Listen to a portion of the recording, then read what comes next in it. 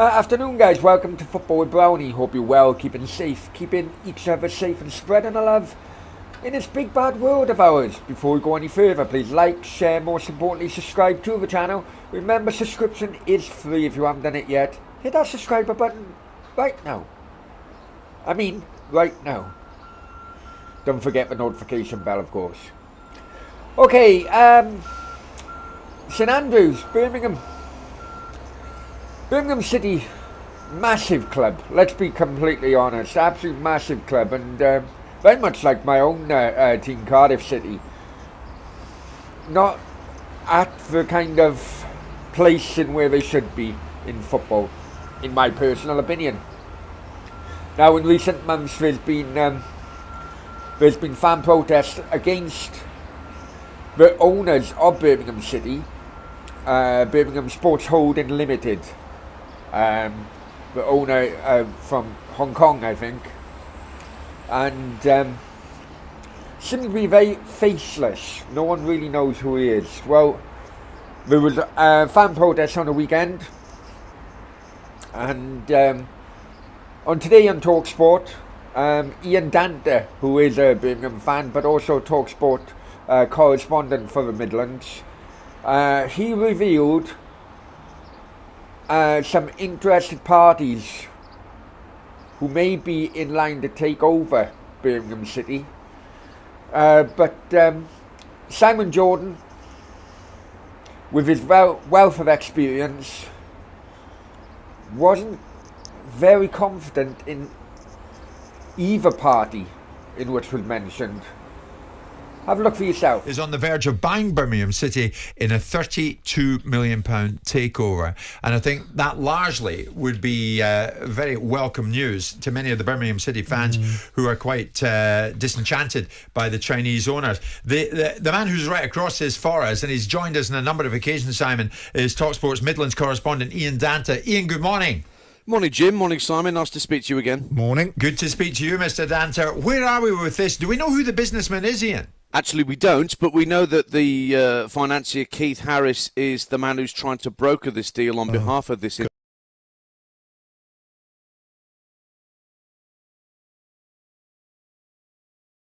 Gets done. His biggest claim to fame was ruining the Football League when he was chairman of it in 2001. Well, so he's the man at the centre of this, Simon, because there are several interested parties. Because Paul Richardson, the ex-director of a company called Gymshark and a Birmingham fan, and know who they are, and Maxi Lopez, we all remember him, the footballer, former Barcelona player. They're behind a consortium that were very much visible and front and centre at St Andrews at the weekend, making it quite plain that they wanted to buy the club. But there's suggestions that part of the purchase would have to be done with loans, and that's and there's also talk, is he associated with Matt Southall, who you'll remember, Jim and Simon, was associated with the Charlton thing and EIS and that whole. I thought he was running around trying to create havoc at Rochdale, Matt Southall. Well, yeah, so there's accusations there. There was also a story suggesting that Mike Ashley was interested, but he's not the individual that Keith Harris is evidently talking to. That has been confirmed by John Percy, the Telegraph football writer, who's a very knowledgeable chap. I'm just wondering, Ian, I'd love to see the expressions in some of the faces of the Birmingham City fans listening to this morning. In one conversation, Keith Harris, Matt Southall, Mike Ashley. I mean, where are we going with this? Shall I throw Lawrence Bassini in there as well? Oh, no. It's a carnival of horrors. That finishes us right off. Well, here's the rub. He came into Sky when he was talking about taking over Bolton Wanderers, Ian, and he said to me, this will clinch the deal. And he probably put on a Bolton Wanderers shirt with Bassini on the back. I said, that's going to clinch it, is it? Well, the reaction of Birmingham fans over the weekend, there are a few that are siding with the Paul Richardson, Maxi Lopez thing because they appear to be... Do you know this Richardson, Simon? No. Right, okay. I know his background, yes. He's an ex-director of a company called Gymshark, Jim, and owner of a fashion brand called Hera London, which is based in the Cotswolds. And there's a businessman, Christian Kodoma, also part of this consortium. But the rub is, whatever happens, the Hong Kong Stock Exchange would have to be informed of anything that would be likely to affect the price of the club shares. And remember, Birmingham Sports Holdings Limited are the company that owns the club. So if anything is likely to happen, then the HKSE has to be informed of that, notified, because something's in the wind, something's about to change. And it affects their share price, and you have to delist at the same time. Yeah. Yeah. Now, we're told that the asking price is somewhere in the region of £35 million. And that purchase would include getting the stadium back under the new board's control, because the stadium is not currently... What about debt, Dance? What about debt? Well, how much debt at Birmingham? There's still a lot of debt, and there's still a lot of work to do, as you and I have spoken about before, Simon, with regard to wages and pay structure. Do you know what? I think the funny thing is, if Jude Bellingham gets sold this summer, they got to sell on. We do have a chunk of that change, and that may well be a very well. Yes, it's good, but how sad that we're having to rely on that as a club in order to, just get the cash flow going.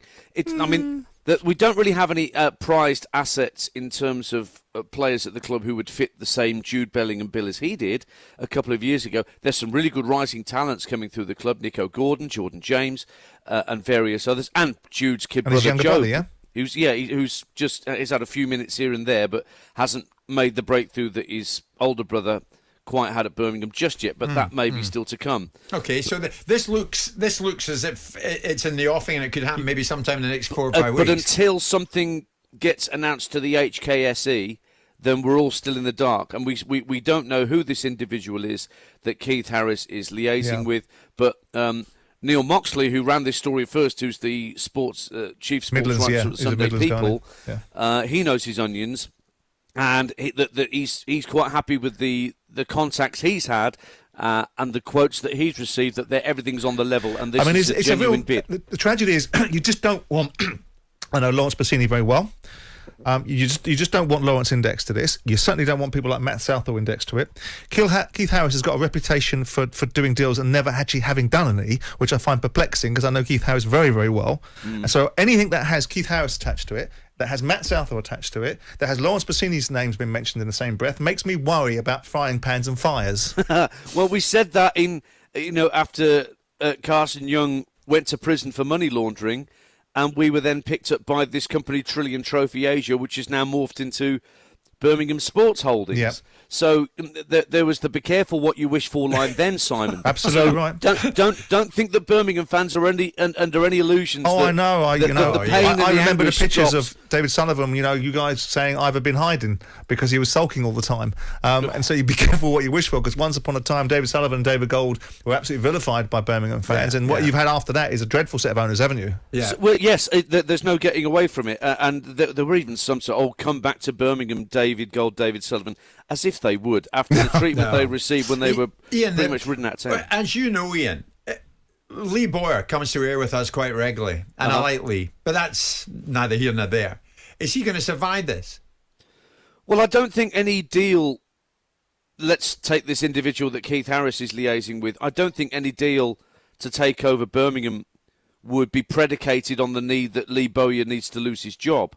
Now, Lee's been talking about, he's having meetings with the board this week after the end of the season about plans for next season. He's made it quite clear that promises that were made to him about finances were not kept, about what he was able to do in the transfer market. And as us three have spoken about before, all that Birmingham were able to do a year ago in the transfer market were loans and frees, and that's not a sustainable model if you want to try and push your way up the table. There's no getting away that some of the loans have been very good for the club. Tahith Chong, Onel Hernandez, they've played well, and Lyle Taylor, they've worked their way into fans' hearts, and that's a dangerous thing, because then the players go back to their parent club and you've got to start again. Fifth and bottom though, Ian.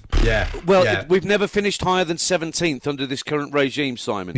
That tells its own story. It does. And you look at Luton and the strides that they've made with a very limited budget, and you have to tip the hat to the Hatters, because they've shown the way of how it can be done. You don't have to spend oodles and oodles of cash in order to be competitive at championship level. It helps. Sure. I mean, we're getting to the stage where the championship title does go to the highest bidder, in the same way that the Premier League title has gone to the highest bidder. You're very close to this, and I know Birmingham City is your club. You're right across the lot. Does this need to happen sooner than later so that Birmingham City can be active effectively in the close season? Well, I think it's probably a bit late in some regards because you know what it's like. Simon will tell you, clubs have got their plans in place for transfers and movements in the window before the season's ended. Yeah, there's clarity. Everything is lined up and ready to go. Now, the way that Lee Bowyer was talking, it seemed like he felt that the club were a few weeks behind everybody else in terms of assigning targets and getting them to the club and getting them within budget, because every player that Craig Gardner has brought in has been within budget. They've not overspent since he got the role as technical director. So they've got parameters to work within, and I think the frustration from Lee Bowyer's point of view is that he knows the people he wants, but he's not able to get the answers about whether he can obtain those players. Because the lines of communication, either as he sees it, are not what they should be, or the money's simply not there. I don't know about Lee's future. Is the bottom line of it, Jim. All right, Ian. I'm not sure that it's a fait accompli that he's done. Sure. And he's out the door. But the noises he's been making lately, it makes it sound like he's pretty disenchanted. Listen, Ian, what I can tell you is I'm seeing some of the messages coming in from Birmingham City fans. They want to thank you for being across this, as you always are when you join us on the show. Ian Danta, Talksport's Midlands correspondent. And, of course, it's reckoned that the takeover at Birmingham City would come in the region of about 32 million quid. With Simon here, who's a master in this area, we are right across it. And we hope to bring you the news first and fastest on Talksport. Okay, well, be interesting days ahead at St Andrews, I'm sure.